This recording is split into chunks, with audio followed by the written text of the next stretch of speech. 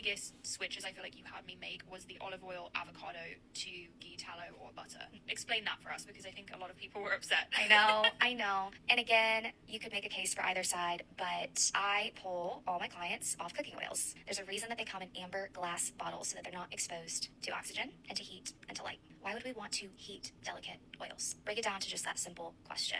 And people will bring it back to a smoke point. Well, why would you ever even want to get close to a smoke point? When you heat these oils, they're going to produce free radicals, which breaks down the cell membrane structure. I'm a huge fan of these oils. The oleic acid in unheated high-quality olive oil is super important for the body and cell membrane, but in its unheated pure form. Can you get away with cooking with a tiny bit of olive oil at a very low heat? Potentially, but that's not what most people are doing. They are roasting and frying and sauteing at these really high temperatures with oils, which breaks down their lipid structure, which then breaks down your fatty acid membranes. Cooking with fat-stable options like tallow, like butter, like ghee is going to be so much better internally, and it's not going to drive these lipid oxidized problems that the other oils heated will cause. All right, so preventing oxidation of fats is important. It's also important to understand the smoke points of these different fats when used in heated applications. However, this also applies to ghee, tallow, and butter, as well as these liquid cooking oils. Oxidation causes rancidity, and all of the fats that she mentioned have the potential to oxidize and become rancid. Now, certain types of fatty acids are more stable than others, but it's important to store them all at conditions that will help to prevent oxidation for as long as possible. For all of these fats, that means storing them in a cool, dark place away from direct light and heat. For example, we store butter in the fridge to prevent oxidation. In fact, when stored properly, some liquid cooking oils are actually more stable and don't oxidize as quickly as some of the ones that she suggested. All right, now let's talk about smoke point. So it's important to understand the smoke point of the fats that you're cooking with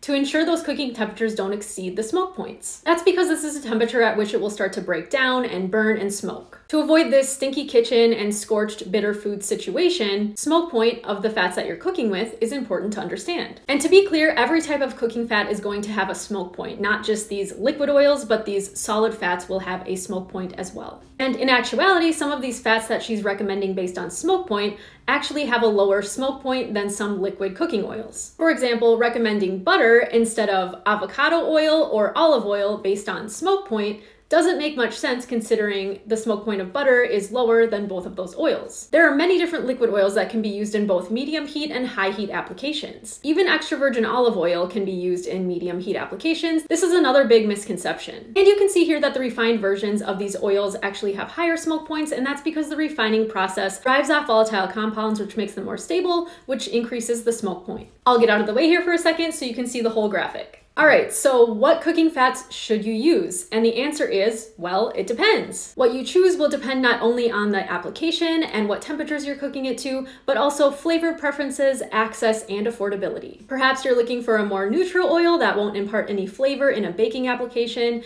You might decide to go for canola oil in that instance. Perhaps you like the taste of an unrefined coconut oil or sesame oil when sauteing. Or maybe you like the taste of extra virgin olive oil, but you realize a lot of the flavor compounds flash off upon heating, and so you decide to save it for low heat or no heat applications. The possibilities really are endless, and what you choose is often based on multiple factors. Not only are the recommendations in that video not supported by the arguments, but it also doesn't take into account things like taste preferences, access, and affordability. Buy what you prefer, what you have access to, and what makes sense for your application. And finally, if you're here to argue that these unsaturated liquid cooking oils are inflammatory or whatever else, I have a whole playlist of videos addressing those claims and explaining how the large body of data shows that replacing saturated fats with unsaturated fats may lower the risk of cardiovascular disease. So go check those out too.